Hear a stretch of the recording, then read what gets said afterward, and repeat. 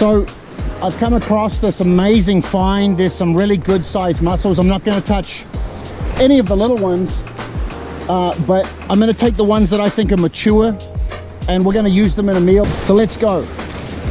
This is absolutely gorgeous. Like I said, I'm going to be very responsible. I'm only going to take the ones. Now mussels use like a root system. They attach to the rocks, you see. So I'm going to clean these up later. You can see there's a decent sized mussel.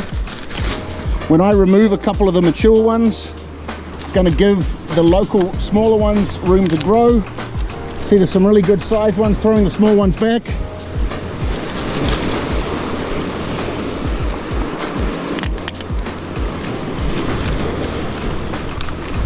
Absolutely gorgeous.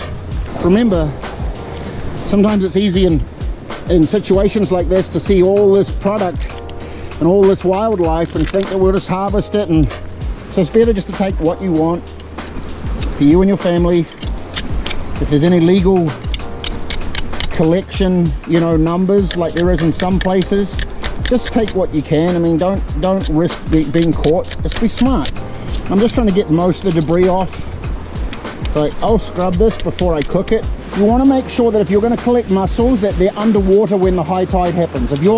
I would not recommend taking mussels that are growing or available above the water level. But at high tide, they need to be under, or I would deem them unsafe to eat. So I've been responsible. I've only taken just a few, as you can see here.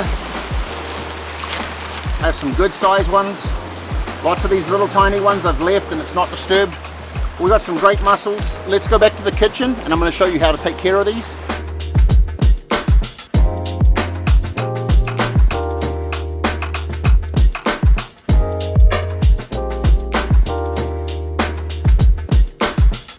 Not bad, harvested straight out of nature. Let's REKA Central California mussel.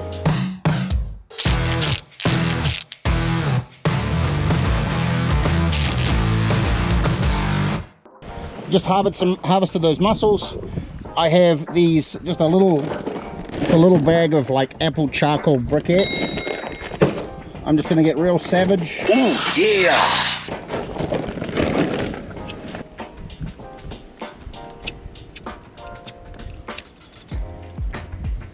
So I want to get as much debris and gunk off as possible. I accidentally cracked this one, so I'm not going to freak out on it. Before I start cooking these, I just want to get these nice and cleaned up. All the little limpets. I bought one of those little steel wool things that you use to do the dishes, for those of you that still do the dishes. I just want to clean it up, and I will rinse these again. I'll wash these in salt water one more time to make sure that I just got all the debris off them, because I want to keep that out of my cooking broth. So I'm going to start heating up the water now so we can cook this. I'm going to preheat some water. Right, so while I'm waiting for my water to boil, I'm going to take some of my olive oil. I'm going to fill the bottom of the pan. So I'm going to put some minced garlic in there. And while that's coming up to temperature, that garlic and oil can start to cook off. And I'm going to add other flavors in a little bit. We're going to make the base of our broth. I need to speed this up, so I am going to remove the grill with my chopsticks. And I'm going to literally lay the water pot right on top of the coals. And I'm going to do the same thing with the oil, and they can just hang out there for a minute. We're going to get that water up to a boil, and that'll get our mussels steaming and cooking in the broth a lot faster. So you'll have to excuse my savagery. Oh yeah! It's not coming out even cuts. I am just taking some of these green onions and I'm going to slice them into the oil base. Ultimately, once this is cooked off, all of this is going to go into the water and bring some flavor in the broth. So the butter's melting, the green onions are starting to render, the olive oil and the garlic is starting to just get lightly cooked off.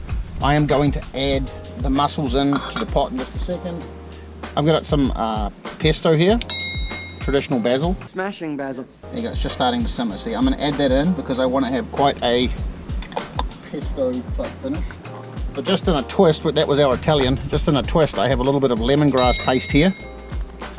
Plus that butter is melting down, starting to simmer, has an amazing smell. I mean, how can you not like pesto? Now on top of that, I'm going to now start to add these mussels. Put that lid on there, let that roll. Okay, also halfway through the cooking process, I'm literally just going to tear off a few pieces of dill, quite a bit of dill actually, and just let that add to the cooking flavor. Okay, so the mussels that have opened up, I'm going to take those out and let those just cool very slightly. That one's open. These are big mussels, so look at those beautiful orange colors. Perfect mussel. Just going to give it another few minutes, but while I do, I'm going to start plating up the other mussels that have finished. So I'm going to take a little bit of this broth and I'm going to pour it into that. We're going to put the lid back on this one here, and I'm going to pull the mussel meat out of the shells now and put it in there ready to finish to eat. I have my dipping sauce slash soup. I mean, you could eat this in a bowl and add noodles if you wanted to.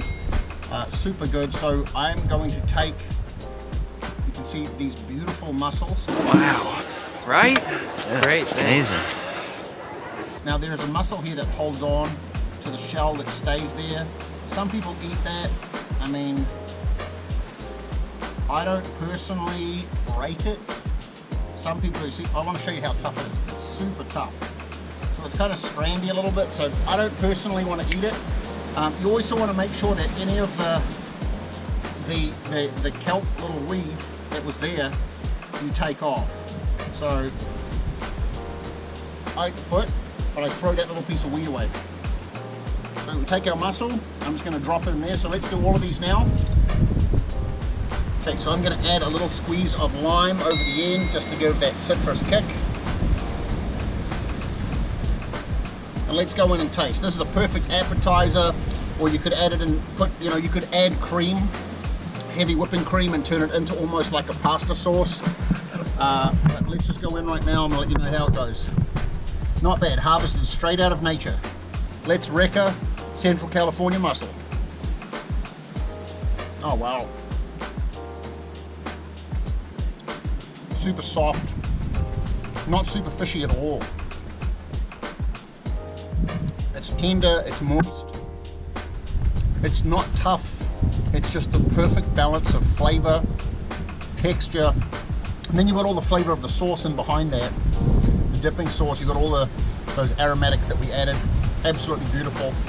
Guys, if you ever get a chance, there are mussels out here if you have a fishing license, and you want to make sure that this is California winter mussels. Winter has come at last. You want to make sure that you're in the right season. You don't want to get them in the wrong season. Certain shellfish can be toxic out of season. You want to make sure that these types of mussels are harvested at obviously you get them when the tide is low, but you want to get them where they are when the tide's full, that they would be below the waterline. You want to make sure that that's what you're getting, so that you're not getting anything that's been absorbing toxicity or anything like that. But guys, go and get one of these. These are phenomenal. Please like, share, and subscribe. I'm super grateful that you are tuning into this channel. I hope that you're enjoying the content. Send us a comment. Let us know what you'd like to see, maybe something that you'd like to see that I haven't done yet. And we'll take that into consideration and try and work on doing that for you. Anyway, thanks for watching. Have a great day. We'll see you next week.